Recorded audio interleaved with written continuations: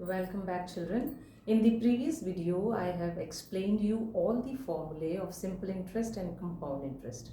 Compound interest formulae can be used variedly. Now in this video, we will solve some of the questions based on the formulae which we have learned in the previous video. Let's see the first question.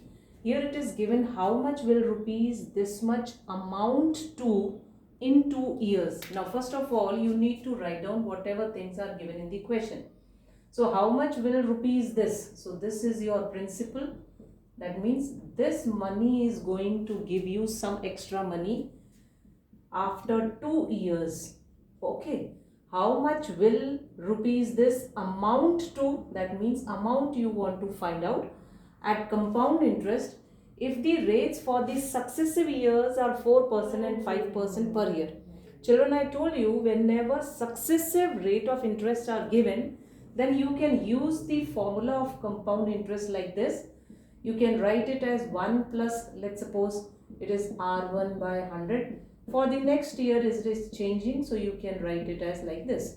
So you have to just put the values in this formula. So this is 25,000, 1 plus 4 by 100 and 1 plus 5 by 100.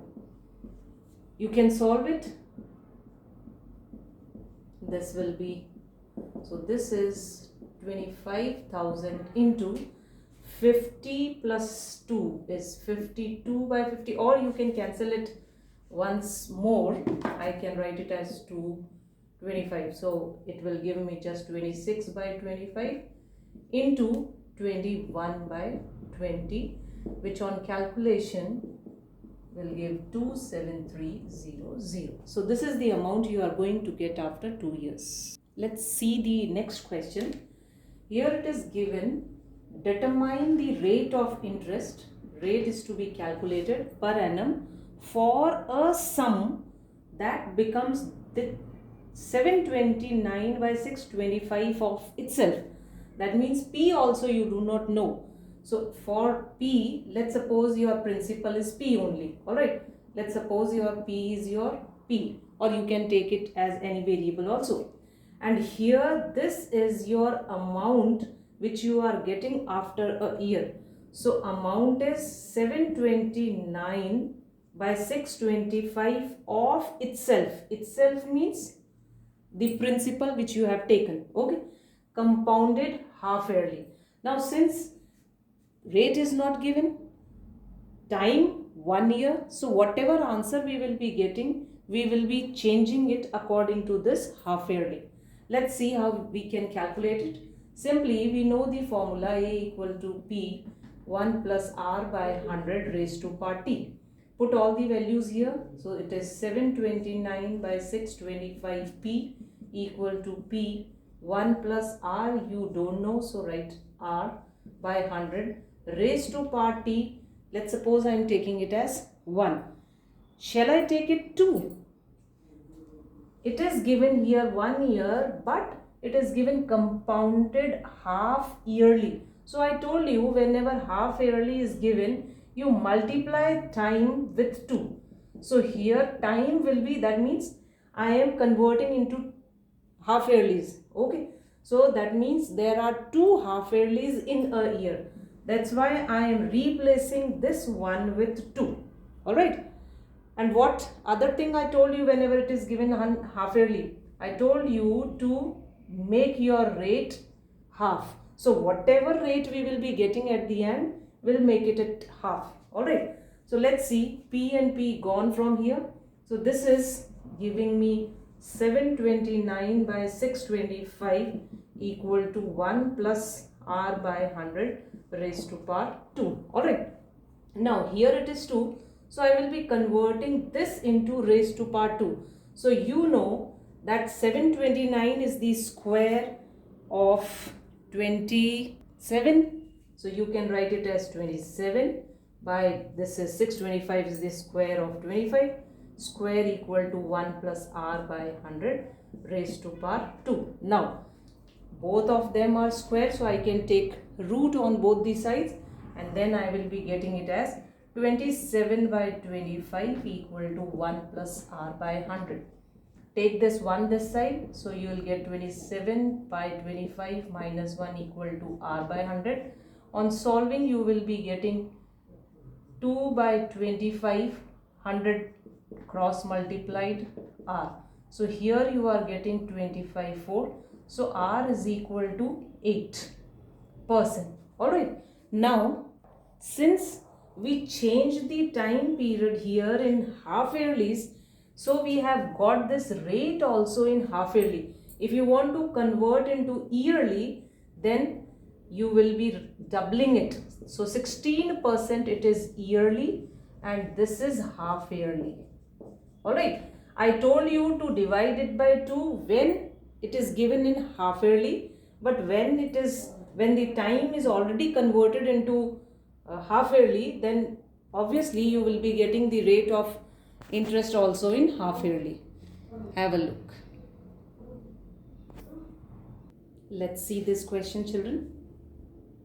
It is given here, on a certain sum of money. We don't know the principal. So let your principal be rupees X. Alright. The difference between the compound interest for a year payable half yearly and the simple interest for a year is rupees this. So according to question, it is compound interest minus simple interest is equal to 180. Okay. The difference between compound interest and simple interest is 180. Alright. Now what you need to do, you need to write down the formula for simple interest, the formula for compound interest. So let's write down. This is compound interest formula is given by directly we are applying compound interest formula.